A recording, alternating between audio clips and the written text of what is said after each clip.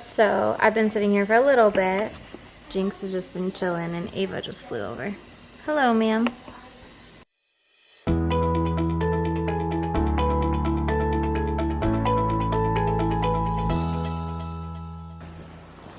Can I pet you, please? Please.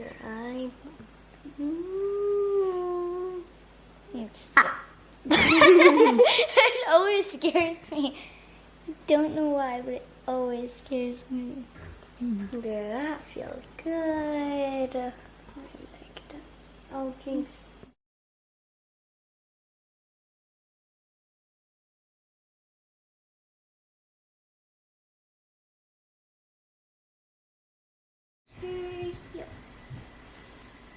It's like, what's happening, guys? There's this weird thing above my head. Can you come here? Oh! Oh. Oh, that feather came out. Yeah. Here we go. I had a feeling that feather needed to come out. Mom, she's leaving me. She's coming on to me. This will be interesting. It's like a little feather. Wait, I want you. Feather? Are you Feather. okay with that? Here, I'm coming back over. Wow, he's just preening. What? I know. Oh. Kind of crazy. Do they not get along usually? I've never got him to do this baby before. Sheila. How good are you being? She's smaller and is so cute. She's fluffy. It's cute when you're small and fluffy. Babyish. Look at her eyes. He's being so good right now. Good, Jane. It kind of looks like when you and I fight, except I'm not that happy. That's, What? When you and I fight? we both look. We have that weird look on our faces, It's like, and look at Jinx's. you're like, That's so how both of us look. who's going to continue the argument or who's going to end it? Well, then we're really cute fighting. He's very happy. Can I have Ava back? Would she bite me if I held her? Maybe. Bite me?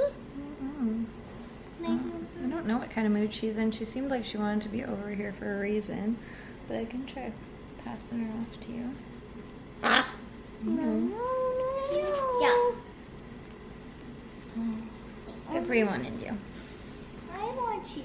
Is that too much? No. So Is that too much to ask? Yeah. I'm What? so proud of you. What Can I happened? come back? Please. You don't love me anymore. She just job, wants to be with buddy. Jamie. I bet you love me so much. Good job, buddy. Don't you have to pack a lunch? Yeah. No, but that's for Monday. Okay. At least let me pet your fluffy head. I just want to kill you. She knows that the little like scares me. It scares me so bad. Every time she does it, you jump. Would you let me pet her? Would you let me pet you? Probably. I'm gonna try. You're gonna be good. Try.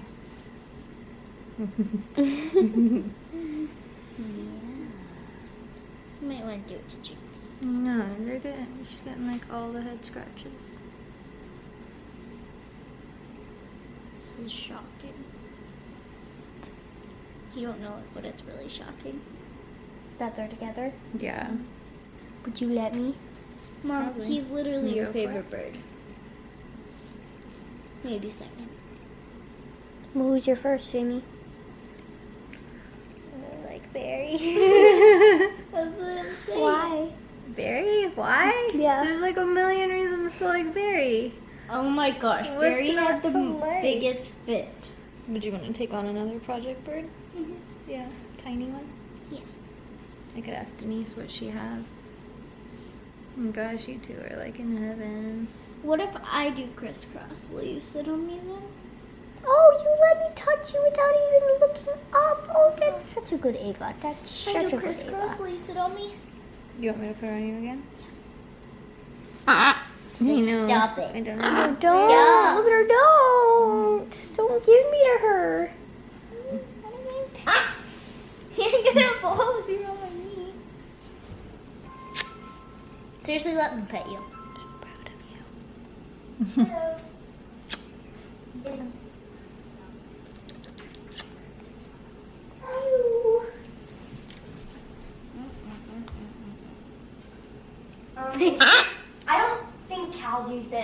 mall yet, but me and Addie take it to friends' houses and stuff when we go places. It's actually really helpful. We can text and call mom and dad. Yeah. So this cuddle session actually followed that training session you guys saw me have in the last video, which was my first ever indoor flight training session with both Ava and Jinx. And I really feel like having them both in that session motivated each other to respond. I tried to keep the session really lax, where I wasn't necessarily putting cues on everything. I was sort of seeing what the birds were willing to give me and then working with that. And so this cuddle session went on for a long time, as you can see. I can give you attention. Never mind. Oh, you have a loose feather. Man, you are molting. Sigil can eat it. Mhm. Can I pet you instead? Again, both birds are just being awesome, so I've sped it up to save time. You're being nice. Careful. This is awesome. This is too close for comfort. Hold on, hold on, hold on. Come here. That's too close. I didn't do anything wrong, but I'm uncomfortable. He's like, what would I do? I got What did I uncomfortable. do?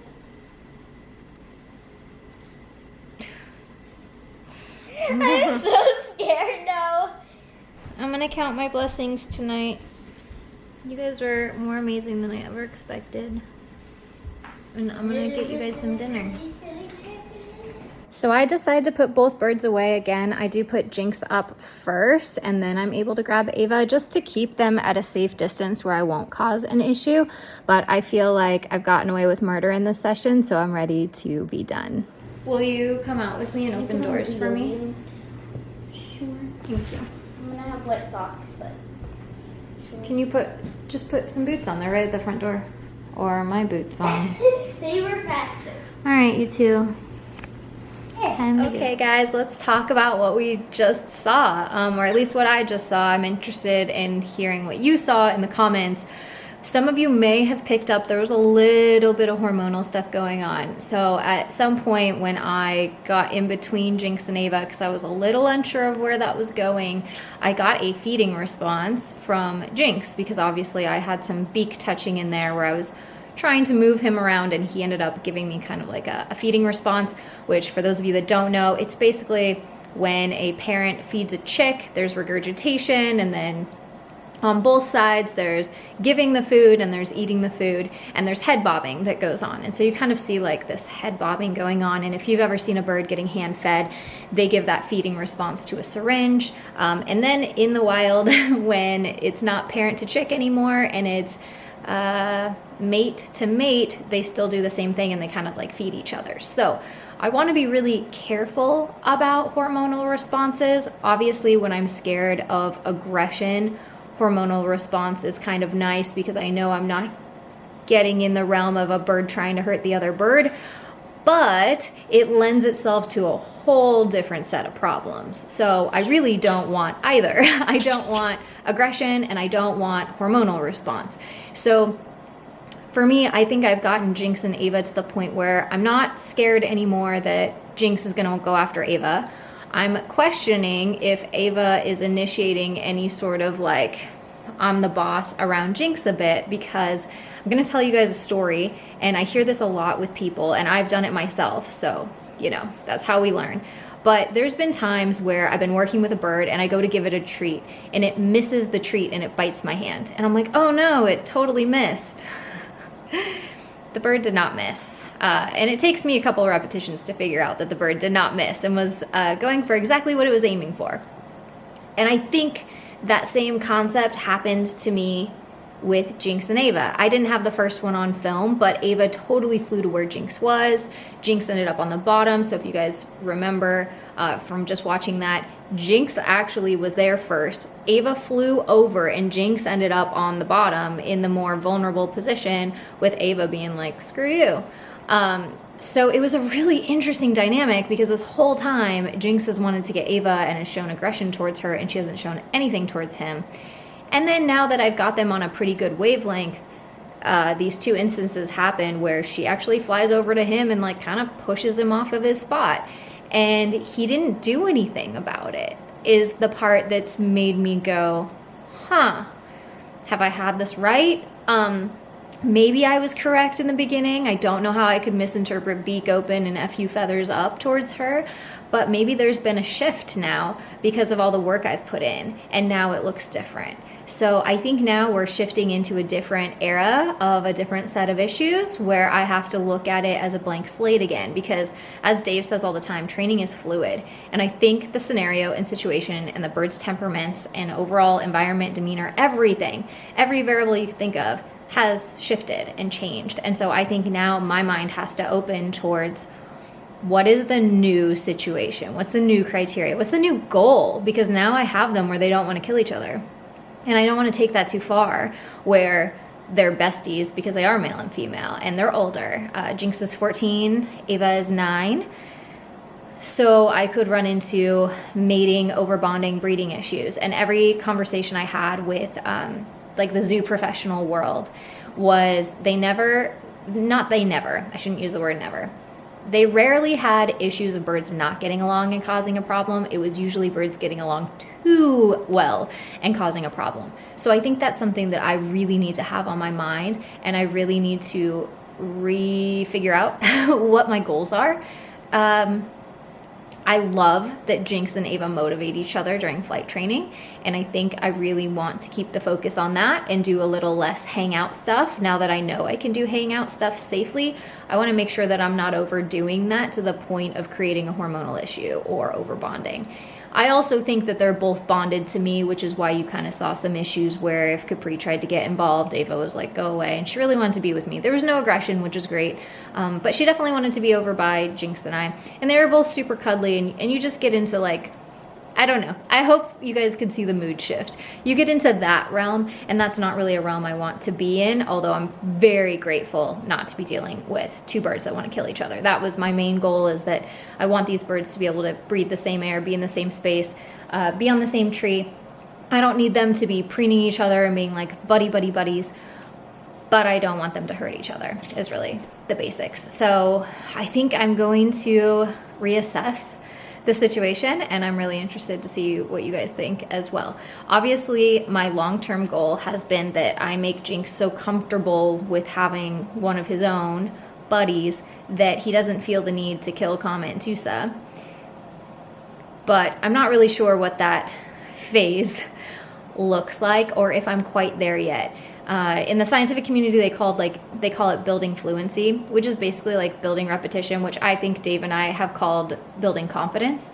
So what I would like to do is build the confidence in these two getting along, being in each other's presence, that whole thing, training together. I would like to build that confidence in that situation to a point where it feels stronger to be able to endure the fact that, hey, Kama and Tusa exist again. Because right now I've been housing Jinx and Ava in my quarantine aviaries separately, and Kama and Tusa in my garage aviaries with the rest of the flock.